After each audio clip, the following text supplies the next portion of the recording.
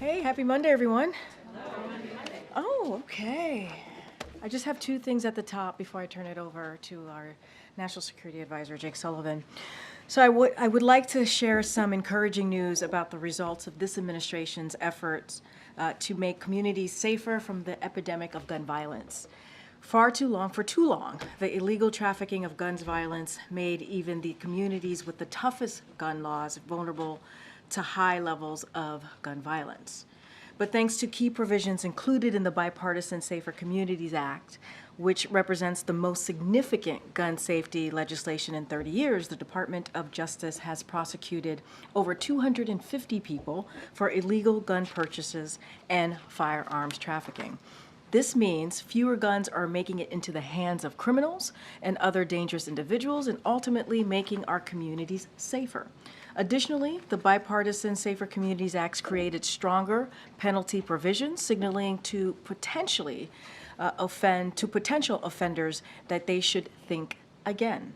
In addition to the work the Justice Department is doing, the Bipartisan Safer Communities Act also strengthens background checks and provides hundreds of millions of dollars for states to implement red flag laws.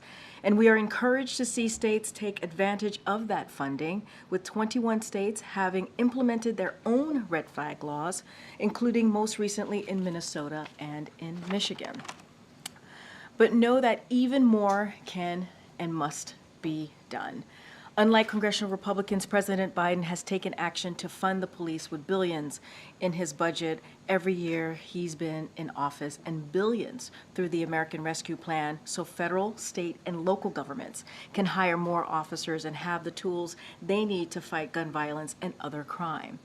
His commitment to keeping communities safe is also why he fought against the Republican default on America Act's proposed cuts that would defund the police and make our communities less safe. Congress must do its part and act now to help protect people from gun violence by establishing universal background checks, passing a national red flag law, banning assault weapons, investing in proven solutions, and much more. In the meantime, President Biden and this administration will continue to use every tool at our disposal to keep communities safe. This weekend, during COP28, the Biden-Harris administration announced the Environmental Protection Agency's final standards to sharply reduce methane emissions from oil and gas operations. This rule advances the president's historic climate agenda, will prevent 1.5 billion metric tons of greenhouse gas emissions, and deliver billions of dollars in health and economic benefits. Under the president's leadership, the U.S. is turbocharging the speed and scale of climate action, both at home and abroad, including our collective efforts to tackle super pollutants like methane. Sharp cuts in methane emissions are among the most critical actions the United States can take in the short term to slow the rate of climate change. President Biden also led and delivered the most ambitious climate agenda ever, and the president will continue to treat climate change as the existential threat that it is. Now, as you all know, as I just mentioned at the top, and you can see for yourself, National Security Advisor Jake Sullivan is here with us. Jake is here to discuss the latest on Israel and other foreign policy news of the day, including, as you all saw this morning, OMB Director Shalanda Young's letter to congressional leadership regarding the need for urgent action to support Ukraine's defense. And with that, Jake, the podium is yours. Thank you, Karine, and thanks, everybody. I'll just make a few opening comments, and then I'd be happy to take your questions. This past weekend, I held several rounds of intensive phone calls with partners in Israel, Egypt, Qatar, and other nations as we remain intensely engaged in a basically nonstop discussion of the developments in the region since Hamas's devastating terrorist attacks on October 7th. We're still talking about trying to find a way forward on hostages. We're talking about sustaining and expanding the humanitarian assistance, making it into Gaza. And we're talking about, of course, the status of Israel's military operation as it defends itself against a terrorist organization that has declared its intent to repeat the October 7th massacres again and again and again. And I briefed the president regularly throughout the weekend and regularly throughout the day today. On Thursday, here at the White House, and with some families joining virtually, I met with the families of Americans who are still being held hostage by Hamas. It was my second such meeting by myself. I also joined the president's meeting with the families, and I can tell you it has not gotten any easier. What these families are going through is gut-wrenching, it's heart-wrenching, and it's unimaginable, unthinkable for any of us. We continue to do everything in our power under the president's leadership and guidance with his direct involvement and participation to try to bring all of these Americans home, as well as all of the hostages, and we will not rest until we have succeeded in doing so. The President and I, along with Secretary Blinken and Director Burns, will stay in touch with our Israeli and Qatari counterparts, as well as our Egyptian counterparts, to press Hamas on this issue. Right now, Hamas is refusing to release civilian women who should have been part of the agreement. And it is that refusal by Hamas that has caused the end of the hostage agreement and therefore the end of the pause in hostilities. Since October 7th, we have also worked very hard on the humanitarian assistance front. We've announced $100 million for the Palestinian people, including through UNRWA and other UN agencies, as well as other humanitarian actors. And we call on the international community again today to fulfill the UN's flash appeal. We're working really on trying to overcome remaining obstacles to increasing and sustaining the flow of humanitarian assistance to innocent Palestinians in Gaza. Secretary Blinken made this a major focus of his trip to the region this week, and we will continue to do everything we can directly from the United States to flow assistance into the region. Last week, we had a successful airlift, U.S. airlift, of over 54,000 pounds of medical items and food aid for delivery to the civilians in Gaza. And that's the first for a number of planned deliveries that will take place over the course of the coming days. Beyond what's happening immediately in Israel and Gaza, of course, there are developments in the region more broadly. This past weekend saw 4 attacks against 3 separate commercial vessels operating in international waters in the southern Red Sea. 3 vessels that are connected to 14 different nations, which goes to show you the extent to which this is truly a source of global concern and a threat to international peace and stability. As DoD has relayed, the Arleigh Burke-class destroyer USS Carney responded to the distress calls from these ships and provided assistance.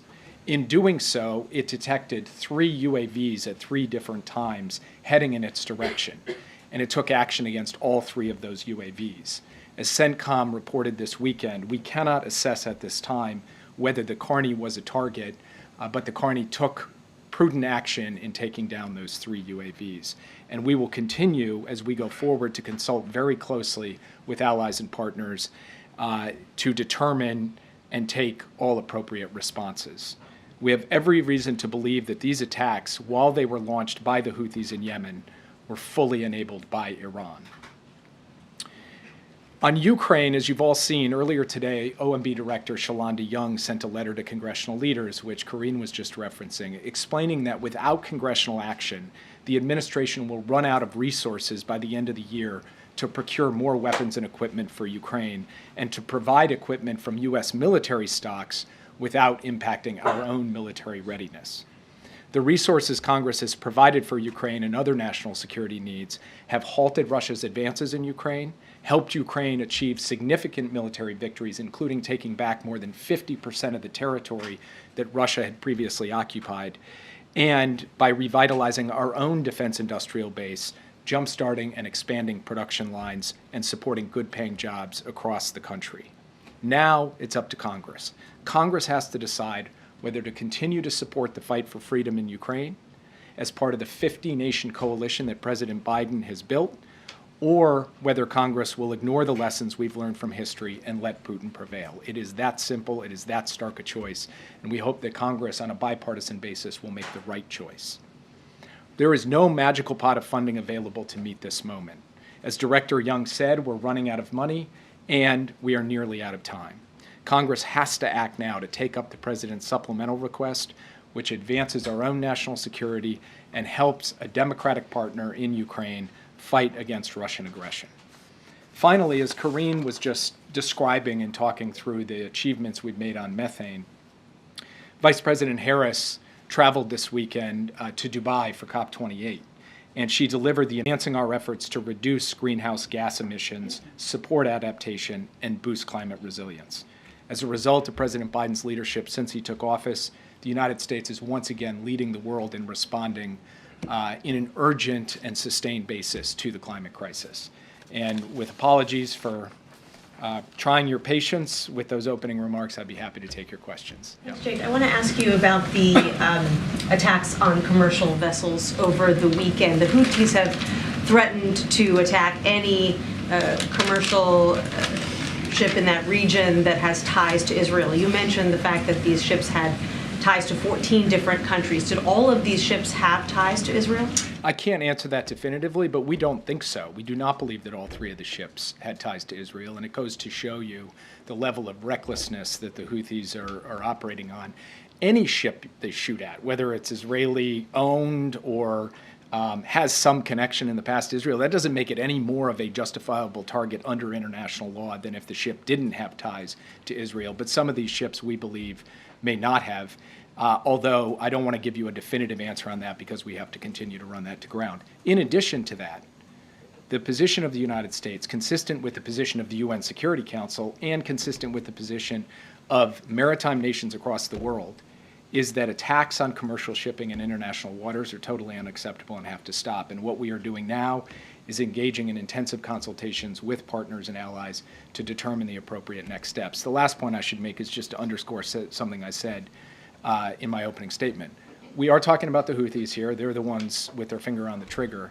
But that gun, the weapons here, are being supplied by Iran. And Iran, we believe, is the ultimate party responsible for this. And when you talk about next steps with partners, is one possibility setting up some kind of escort service? You talked about the USS Karine that responded.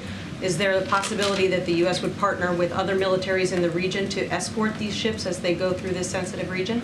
We have maritime task forces elsewhere to deal with threats to shipping. It's true in the Gulf. It's true off the coast of Somalia with respect to piracy. And we are in talks with other countries about maritime task force of sorts involving the ships from partner nations alongside the United States in ensuring safe passage of ships in the Red Sea. Those talks are ongoing as we speak. I don't have anything formal to announce, but that would be a natural part of a comprehensive response to what we are seeing here. Yeah. Thank you. Continuing on that, you said these attacks were fully enabled by Iran. Can you talk about what are the consequences or what the consequences will be for Iran? As I said, we have seen this unfold over the course of the day yesterday. We are taking this time to consult with allies and partners because we believe this is not just an issue for the United States.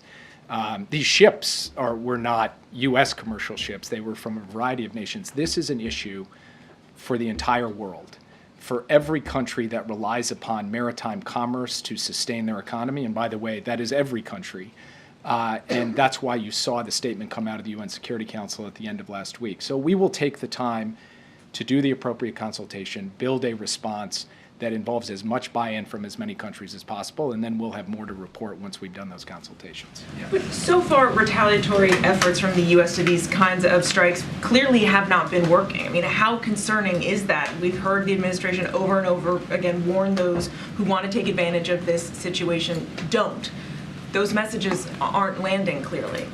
Well, I'd say a couple things. First, we have taken a number of steps, including the movement of carriers, air wings, and others, to keep this war that is being waged now between Israel and Hamas in Gaza from spilling out into a broader conflict, a full-on regional conflagration, which many people in this room were warning about or concerned about when things happened, when this all kicked off on October 7th.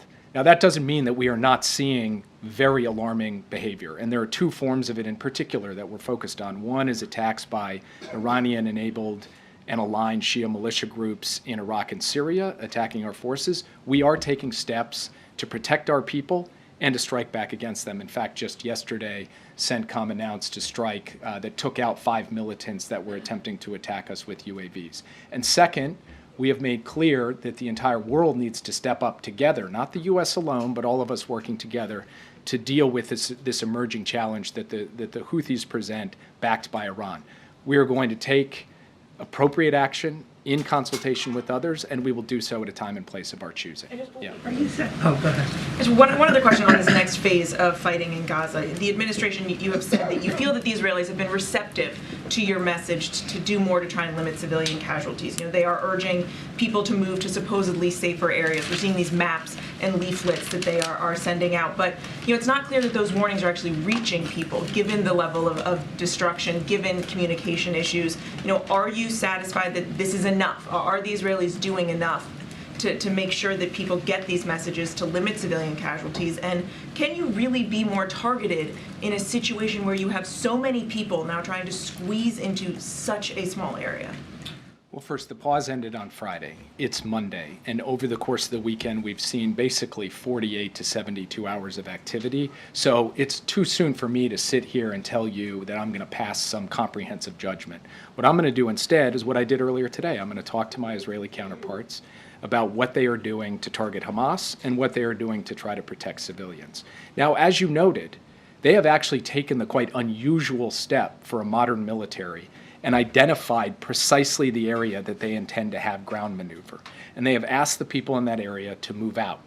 Now, combined with that, we are working very hard to ensure a sustained flow of humanitarian assistance in through the Rafah border crossing so that as people leave these areas, there is food, water, medicine, shelter for them to be able to avail themselves of.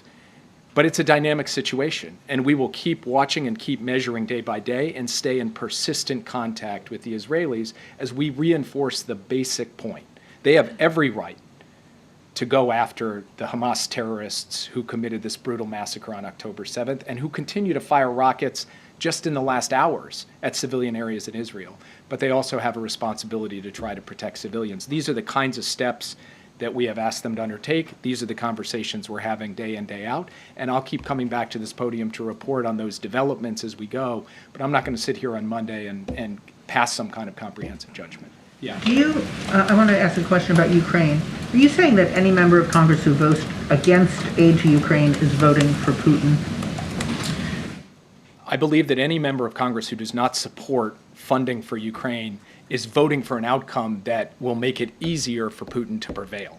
That is, a vote against supporting Ukraine is a vote to improve Putin's strategic position. That's just an inescapable reality. That's not speaking to someone's motive, why they chose to vote against it. That's just speaking to the outcome of their vote. A vote against supplemental funding for Ukraine will hurt Ukraine and help Russia. It will hurt democracy and help dictators. And we think that that is not the right lesson of history and that every member, Democrat and Republican, should vote to support this. Quick follow-up. Do you feel the same way about the money for Taiwan? It's a vote to help Xi, the Chinese Communist Party. Vote against the package is a vote to help Hamas instead of Israel.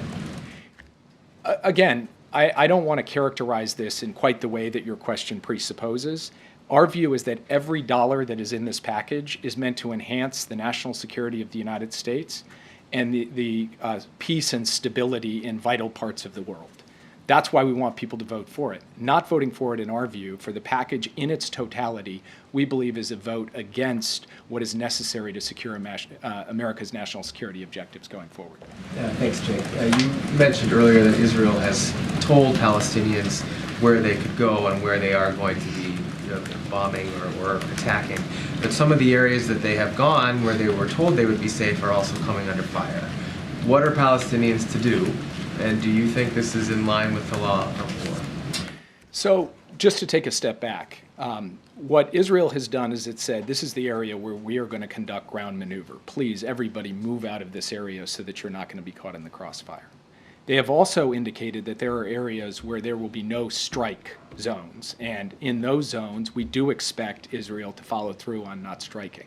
There are other areas in the south that Hamas continues to occupy with military infrastructure, where targeted, precise strikes are part of Israel's ongoing military operations. So the real question is, how do you, on the one hand, allow a sovereign nation like Israel to go after terrorist targets, while on the other hand, have them do so in a way that minimizes the harm to civilians? And that's really where the rubber hits the road in all of this. But fundamentally, we have laid out our expectation that in the areas that Israel has asked people to go, that it ensure the safety and security of civilians and that it do so in the conduct of its military operations, and that it do so in the facilitation of humanitarian assistance getting to them. You were talking this weekend, the Vice President was talking this weekend about the end game and what happens to Gaza afterwards. Do you have a sense, or have you given Israel a sense of your own expectations about when that end game should come, i.e., how much longer will this last? Weeks, months, any idea? We have had conversations about the duration. I think, particularly given the sensitivity of this military operation, it wouldn't be wise for me to lay that out in public for all of you, but it is a topic of conversation that we're having with Israel. Yeah. Thank you, Jake. Just first on the hostages, given that the formal talks in Doha have stalled, is there any possibility right now that the White House is contemplating that would try to secure the release of the dual American citizens separately from the talks that have been going on? There are still intensive discussions among us, Israel, Qatar, and Egypt about how to best get traction on a strategy that will get all the hostages out. But of course, for the United States, the paramount priority is getting the American hostages out. And we are talking to the president about all of his options in terms of securing the release of American hostages. Beyond that, I'm not going to comment because we need to be able to have those sensitive diplomatic discussions behind closed doors. And just following up quickly on Mary's question, I know you said that you can't offer a comprehensive assessment about Israel's military operations since fighting resumed, but can you offer any kind of initial assessment, just based on what you've seen since Friday, of whether Israel appears to be taking a more surgical, more precise, more deliberate steps in its military operations since Friday? Here's what I will say, because characterizing, like offering qualitative judgments like more this, less that, is just something I'm going to be very hesitant about doing. What I would prefer to do is just state facts as I see them. And the facts that I see over the course of the past few days are that Israel has identified a very specific area, has asked people to leave that area. Israel has actually coordinated the commencement of its military operations on the ground in the south with that kind of notification. Now, what I can't judge is how many of the people in that area as of right now have received that communication, because I'm not on the ground, so I don't know that. And what we have indicated to the Israelis is they need to use every means and tool that they have available to be sure that when they actually move in force into an area in the south, that they do so with some confidence that people have actually gotten safe passage out of that area. That's an ongoing conversation we have with them, but all I can tell you is that from our perspective, one of the key lessons from the North was to ensure that as you commence a ground operation, you have got to give civilians the time and capacity and real opportunity to leave. That is our position. That's what we intend to continue to reinforce privately and are happy to share publicly, because we think that that's basic, that's the right thing to do. It's also the most effective way to actually see this whole operation through. You're saying you won't make qualitative judgments, but other senior officials have done that in recent days, right? Talking about the operations that were focused in northern Gaza, talking about Israel heeding advice based on U.S.'s previous operations, experience with urban warfare. So there does seem to be, we have heard that kind of judgment from other officials in the past, right? Well, what you've heard, and you've heard it from me too, is the basic proposition that one innocent civilian killed is too many, and too many innocent civilians have died in this conflict. The Vice President has said that, Secretary Blinken has said that, I have said that. So that's a truth that does not require a kind of judgment that parses a particular act in a particular location. And so we will speak out on principle that the protection of civilians and operations consistent with the laws of war are fundamental and should be respected. And I have said that repeatedly from this podium. But when asked to characterize a precise comparison between northern Gaza and southern Gaza, particularly after we're talking the course of a couple of days, I'm not in a position to stand up here and do that. But I will reinforce what all of my colleagues have said about the basic principles that undergird the U.S. approach to this issue. Yeah. Thanks, Jay. You've said that the Vice President, Secretary Blinken, you yourself have said that too many Palestinian civilians have died. We haven't heard the President himself say that. Is there daylight on that issue? Why won't he say that himself?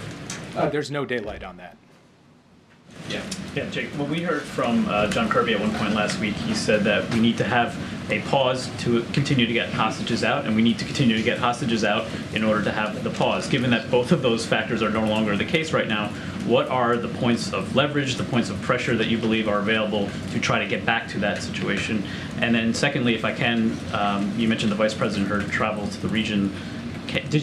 Was she able to read out any of the conversations she had in terms of whether she secured any new commitments from Arab leaders for the future of Gaza potentially? Actually, the Vice President just had the opportunity to sit with the President today to give a detailed readout of her meetings there, including discussions about the future. But I'm not in a position to characterize those conversations because, of course, they were private diplomatic discussions. And she went through them in detail with the President. And, of course, he'll be following up with many of those leaders in the days ahead. Look, the basic bottom line when it comes to where we are in the hostage negotiations is that the first phase of the hostage negotiation was about the release of women and children. Hamas continues to hold women, civilian women, and will not release them. And Israel is not prepared to close the book on those women or to give them up. So Israel is insisting that Hamas follow through on the release of those women. And then Israel has said if Hamas is prepared to follow through on that, Israel is absolutely prepared to discuss additional categories of hostages, civilian men, the wounded, and ultimately all of the hostages, the IDF soldiers being held there. We, the United States, of course, look at that negotiation and think, okay, how do we get back to it? The easiest, most straightforward way to get back to it would be for Hamas to be held accountable for not following through on its end of the bargain. But then we also have to think about how we get all of our American hostages out, and we are giving thought to that as well. And, you know, handicapping forms of leverage or precise strategies for how we go about that is something I will refrain from doing. I will just say that we are thinking through, both in concert with Israel and then just as a country with our own citizens being held, what tools we have at our disposal to be able to get them out. And quickly on the Vice President's trip, obviously Phil Gordon stayed behind, is having meetings in Israel. Was there any consideration for the Vice President traveling to Israel as part of her trip? And if so, why did she decide not to? I think this was more to do with the fact that she was going for the climate conference. That was a great target of opportunity for her to see a number of leaders, and for a variety of reasons didn't add a second stop to the trip. But of course, she spoke with President Herzog of Israel. She will stay in close touch with Israeli leaders, and I fully anticipate at some point in the months ahead she'll make her own trip to Israel, but would refer you to her office for that. And part of the reason that she wanted Phil to go was so that he could read out in detail everything that she had learned on her travels to Dubai. And so they're fully apprised of the outcomes of those meetings. Yeah. Thank you. I have a question about a NATO ally, Spain. Some officials from the Spanish intelligence service are under investigation for leaking Spanish secrets to the U.S. Are you aware of this investigation or of any feedback from Spain, any disappointment for the Spanish government? I have no comment on that report today. Yeah. About the Middle East, can you tell us what kind of weapons is the U.S. sending to Israel since the October 7th attack? Some media reports talk about 15,000 bombs, some of them very large. Is this accurate? So on the precise numbers, I'd refer you to the Defense Department. They would be in the best position to be able to lay out the provision of security assistance since October 7th. Yep. Two questions, if I may, Jake. First, as you look at post-conflict Gaza planning, are you optimistic that you can get buy-in from Arab country partners on refugee resettlement? And second, if I may, on the Ukraine aid, is the president personally getting involved yet with calls to those up on the Hill, or is that something that you feel will come later? The president has spoken to leaders on the Hill in the course of the past couple of weeks on the supplemental. He will continue to do so as necessary. As you know, he's quite hands-on when it comes to dealing with the Hill, particularly on a national security priority like this. And I wasn't sure I understood your first question. What are you referring to on, what do you mean by refugee resettlement? Look at post-conflict Gaza. I mean, obviously there's going to have to be a lot of talks on refugee resettlement with other countries that might be involved. I mean, are you looking at that with optimism that these partners will follow through on things that you can all agree on? in You terms mean of- resettling Palestinians from Gaza to their countries? That's what you're referring to? We're not in active talks with countries about resettling Palestinians out of Gaza into other countries at this time. Yeah. Thank you so much. Just following up on Ukraine, what's the plan B if this funding doesn't get approved by Congress? Is that where the Lend-Lease program could be of use? And then what's your estimation of how long before the Ukrainians run out of essentials like bullets, spare parts, food, stuff like that? When we provide what we call a drawdown package to Ukraine, that is weapons in U.S. stocks that we send to Ukraine for use on the battlefield, we then take money Congress has given us and buy new weapons to replace the weapons we've given so that we don't impact U.S. readiness. That's the basic structure of it. When we run out of money to buy weapons to replace the weapons we're giving, and this is the point of Director Young's letter, we are not in a position to continue to supply weapons to Ukraine. That is the stakes with this vote. We need to see the Congress step up in a bipartisan way to support it, because there's no way around the simple arithmetic that if there's no funding to provide weapons to Ukraine, we're just not in a position to continue to provide weapons to Ukraine. We've asked for that funding. We've received that funding in multiple rounds since the war began in February of 2022, and we have put it to quite remarkable use, saving Kyiv, saving Kherson, winning back, or saving Kharkiv, winning back Kherson, allowing Ukraine, enabling Ukraine to retake 50% of the territory that was taken, and saving that entire country from being dominated by Russia. So at this point, it's a pretty simple choice. The Congress has got to step up and provide the funding, because in the absence of that, as Director Young put it, there's not a magical pot of money out there that we can go dip into that we have been hiding off in the corner. It's straightforward. Congress has got to provide the funding, or the United States cannot continue to support Ukraine. We will continue to try to rally others to do so, but others looking at us and saying, you're not giving the money, it undermines the case that we can make to the broad-based international coalition that we have pulled together. Now, the good news is a very strong majority of both Democrats and Republicans support giving this aid, and so there is no earthly reason why it shouldn't be put to a vote in the House and the Senate.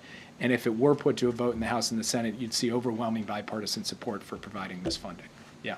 Why is Hamas refusing to release the civilian women, in your opinion? I'm not going to speculate on that, only to say that they haven't done it, and only to say we're gravely concerned about that, but I'm not going to speculate as to their reasoning. Yeah, go ahead. The United States is provide Israel with laser-guided missiles. Yet many residential areas have been flattened. Many bombs being dropped on Gaza more than being dropped on Ukraine during the entire war. Does the United States monitor how the weapons are being used?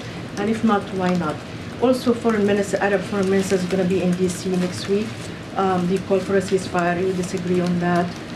What message do you have for them, and where do you agree and disagree with them on how to go forward?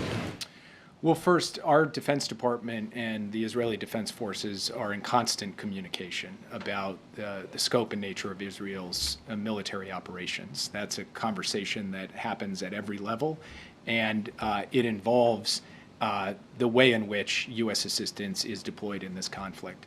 With respect to the Arabs, the Arab foreign ministers who are coming here in the coming days, there's a lot we agree on about the long-term vision and the work that we can all do together to come out of this conflict in a way that produces greater peace and prosperity for all of the countries in the region, and produces a political horizon for the Palestinian people rooted in the two-state solution.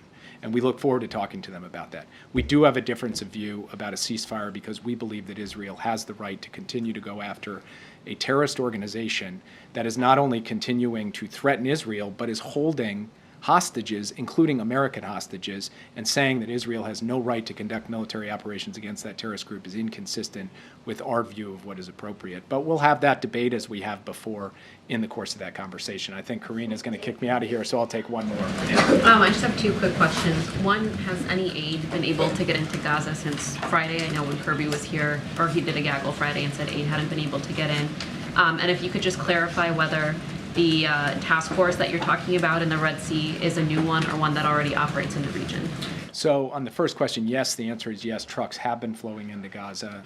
We'll try to get you the precise numbers over the course of the past couple of days. But the Rafah crossing is open. Aid is moving in. And our goal is to sustain that and increase it over time. And I was on the phone today with my Israeli colleagues talking to them about ways to get that throughput up above where it is.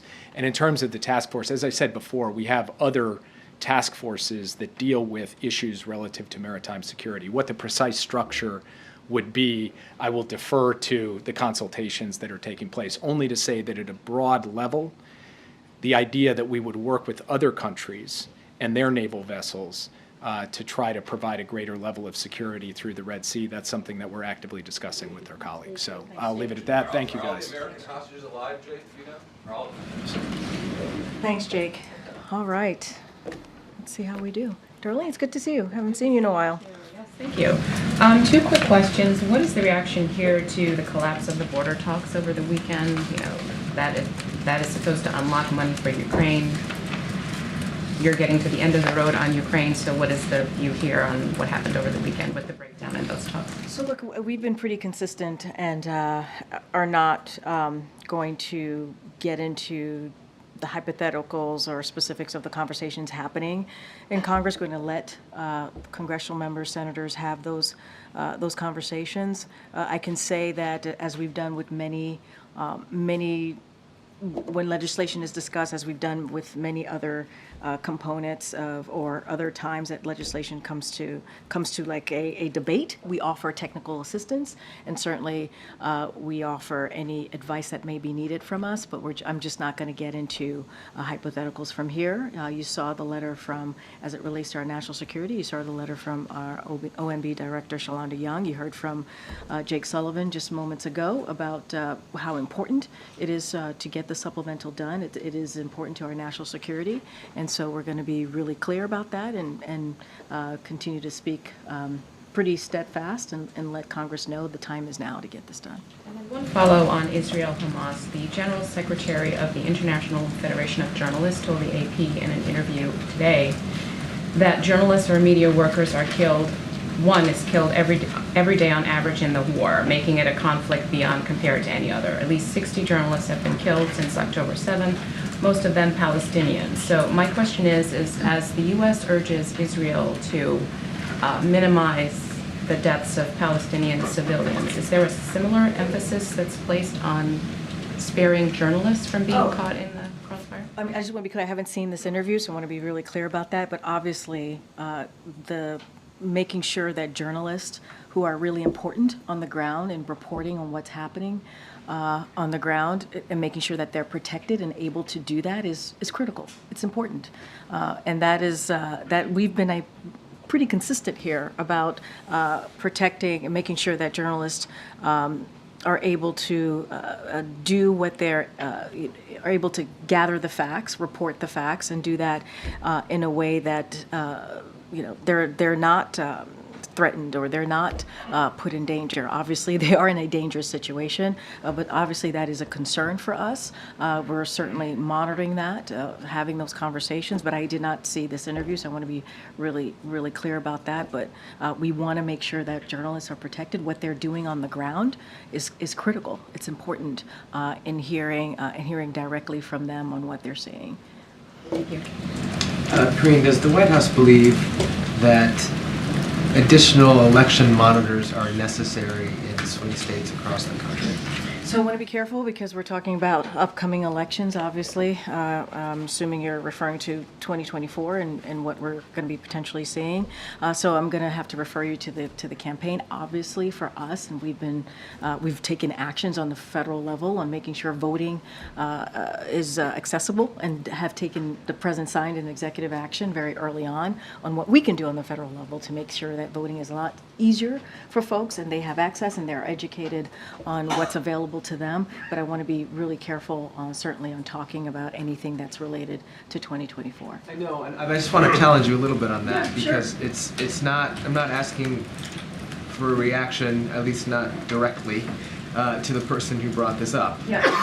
I'm asking broadly about whether or not the infrastructure is sufficient and whether the White House believes it needs additional backup. I will say this, we believe that voting should be made easier for Americans. We've been very clear about that. It should not be, there should not be put in a place or in a situation where their right to vote is there's an obstacle in any way. And so, look, every state deals with that differently. Every state has their own kind of process. So certainly not going to preempt that and talk about what states are doing or what that may look like for any of these battleground states that certainly are going to be focused on by all of you next year. I just want to be super, super careful on how I speak to anything that's related to 2024. So I'm just being incredibly mindful here.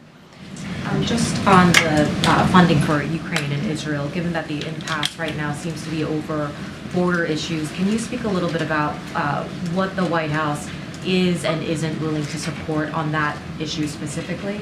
I'm just not going to negotiate from here, not going to get into any policy specifics or provisions or whatever is being discussed as it relates to that in the Senate. I'm just going to let them have those conversations. I'm just not going to lay out what we will accept or not accept. I'm just going to let them deal with the process on the other side of Pennsylvania. Back on the supplemental and this letter from the OMB director, Speaker Johnson is responding, saying that the administration, still failed to address their concerns about a lack of a clear strategy in Ukraine, saying there hasn't been a plan for adequately ensuring accountability. Just your response to the speaker, and also can you sort of describe the outreach that's going on right now between the White House and members of Congress just to try and shore up support on the Hill for this? So you just heard Jake said that in the last couple of weeks, this president has been certainly engaged with members and certainly leaders on the Hill. We don't obviously read out every conversation that he has. And we've said for many weeks, many months now, that when you think about our Office of Leg Affairs and other folks here at the White House have been in regular contact, right, with folks on the Hill.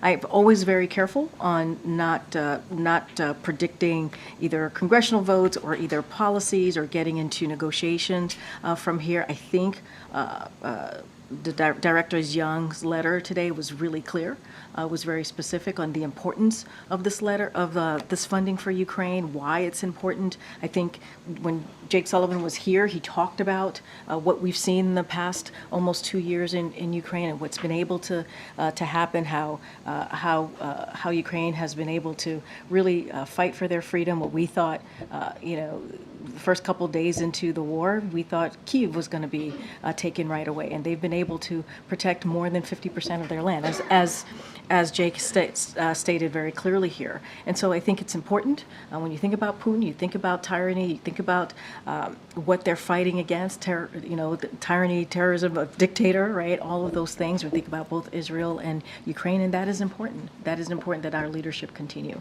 in helping Ukraine fight for their freedom. Last year around this time, President Zelensky came to Washington. Is there any consideration for him to maybe pay another visit to make the case to Congress for this continued funding? I would refer you to Zelensky and his team. It's not something that I can speak from here. I don't have anything to read out. Like to see. I don't have anything that I can read out. Obviously, we are in regular communication with President Zelensky and his team, as we have been for almost 2 years now. I just don't have anything, more than 2 years actually, since before the war. I just don't have anything to share at this time. Thank you, Karine. In 2021, President Biden called Georgia's election law changes new Jim Crow laws that were antithetical to who we are. They imposed voter identification requirements, limited use of drop boxes, and gave state officials more power over local elections. And then in 2022, Georgia did have record turnout, but you had argued from the podium that there was voter suppression. Does the White House still believe that that was true? I don't have anything else to add from what I stated last time. So does the Florida party then effectively canceling the Democratic primary also constitute voter suppression? I can't speak to that. Why not? You have to speak to the campaign or the DNC. Does the White House have any thoughts on I can't. those voters being? I can't speak to that. Is it because of the Hatch Act, or? You're talking about 2024 election, you're talking about a primary, I'm just not going to speak to that from here. Okay, and then can I get the White House's response to Congresswoman Jayapal's comments over the weekend? In her interview, she said sexual violence should be condemned, but that we have to be balanced in our condemnation. Was that an appropriate comment? Look, so we've been very, very clear. You heard a little bit from Jake Sullivan about this. I can only speak for the president. That's who I can speak for, and we've been clear. What Hamas did is absolutely reprehensible, and full stop. We're going to continue to be clear about that. And when you think about, rape and the use of rape as being used as a weapon, that is also reprehensible, and that's full stop. And I'll just leave it there. And I'm speaking for the President of the United States, so I think I've been very clear on that. Any comment, though, for Congresswoman Jayapal? I just commented on it. I just laid out what we believe is unacceptable. Thanks, Karine. I know you said you don't want to negotiate from the podium, but I want to ask you about some reporting we had this weekend about the border talks linking to Ukraine funding on Capitol Hill. One of the factors we're told that has made this so difficult for the Democratic negotiators is the view of Republicans as part of the negotiations that the White House is, in their words, so desperate for this Ukraine funding that they are willing to accept positions on asylum, for instance, that they otherwise would not have put on the table at this point. I'm wondering if you could respond to that characterization that the White House is so desperate for this Ukraine aid that it's considering immigration changes that would not necessarily pass muster with other Democrats. I mean, let's be really clear. It's not desperation making sure that we continue to support Ukraine in their fight against tyranny. That is not desperation. That is the right thing to do. That is what we've been doing for almost 2 years now, making sure that Ukraine and the people of Ukraine have what they need, have the security assistance that they need to fight this war that was started, aggressive war that was started by Mr. Putin. There is nothing desperate about that. It is the right thing to do. Now, as it relates to borders, border security, this is the president from day one that has taken this issue very seriously. You've heard me say over and over again, when on this first day in administration, he introduced a comprehensive immigration law, And it's been 3 years. And guess what? Congress has failed to act. They have failed to act. And what they continue to do is behave as if, the security of our border, as if it's political football. That's what they have done. The president has made sure that he's used enforcement, deterrence, and diplomacy to deal with this issue. And so, I'll just have to restate this. There is nothing desperate about making sure the people of Ukraine who are under attack by Mr. Putin, have what they need to fight for their freedom, to fight for their democracy. Okay. Another question, another issue. Many Jewish Americans this week will begin celebrating Hanukkah, and we've already seen some jurisdictions have had to alter or in some cases cancel what used to be public celebrations of this holiday. Does the White House, does the administration have any evidence or concern about the safety of some of these demonstrations? And I also wonder if you could talk about what the White House's plans are to mark the holiday and if that's been impacted by the war. That's a very good question. Obviously, over the past couple of weeks, since this war started, we have seen the increase of anti-Semitism, and we understand the fear that people in the Jewish community must be feeling right now, which is why we have taken action to do everything that we can to make sure that people in that community feel protected.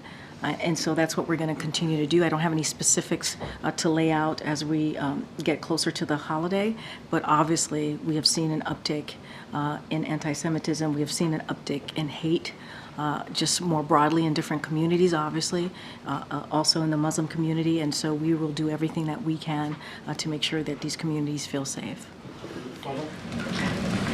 What is the president's message to immigration advocates who, just to follow up on that question, who are worried that the president could give up too much in order to secure aid to Ukraine? So I'm just not going to get into hypotheticals from here. I'm just not going to. That's basically laying out what we agree with or don't agree with whatever's being discussed on the other side of Pennsylvania. What I will be really clear about is this is a president that has taken this very seriously, who wants to, when he's moved forward in his immigration policies, he's tried to do this in a humane way and make sure that our borders are protected, make sure that Americans are protected. And so that's the way that he's moved forward in the past almost 3 years dealing with this issue. I don't want to get into specifics of policy, what we're willing to accept, not accept. We've been in regular communication, offering technical support, offering any assistance, but just not going to negotiate from here. And answering that question would certainly be laying out what we would expect and not accept. Just really briefly, I know that you said that he's spoken to leaders on the Hill. Do you expect the president to get more directly involved by either inviting lawmakers to the White House or going to the Hill himself to have sort of direct discussions with them about it? Don't have anything at this time to lay out. Go ahead, Stephen. Thank you, Karine. Sure. I hope we can do more. I've got one. So you could just take it one step too far, my friend. Just ask your question. I've got a question about domestic surveillance and then one about online censorship. On domestic surveillance, Section 702 of FISA is expiring this month. And against this debate, Senator Wyden just this past month released a letter saying that the White House is secretly funding a domestic call record dragnet administered by AT&T. Apparently, according to Wired, the White House halted funding for this program in 2021 and resumed it last year. And I was wondering what you could tell us about this program and the reason that it was paused and then resumed by the White House. So, would have to check with the team. I don't have anything specific to tell you about 702. That's what you're asking me about? I just don't have anything to share on that particular question. And the online censorship question. Last week, the House Judiciary Committee subpoenaed Rob Flaherty about the efforts to influence social media moderation. Is the White House going to seek to block that testimony? And is there any reconsideration by the White House or regrets about the past flagging of social media content for removal? So I'm just going to be very clear here. My colleagues at the White House counsel's office has already addressed this, so I would have to refer you to them. I don't have anything to add specifically on this. Go ahead. Oh, okay. Whoever, you already got a question. Go ahead, Phil. Thank you. The White House has said repeatedly that the president and his son were never in business together. They've said that repeatedly also in this room. According to bank records obtained by the House Oversight Committee, though, one of Hunter Biden's businesses, Osawa PC, set up direct payments to the president. Did the president accept payment? And why would there be such an arrangement if they were never in business together, or if there was a wall of separation, as the president has previously said? So I have to be clear with you. I have not seen that report, so I would have to refer you to my colleagues over at the White House counsel's office on that particular question. All right, everyone. See some of you in Boston or on Wednesday. Thanks, everybody. Thank you.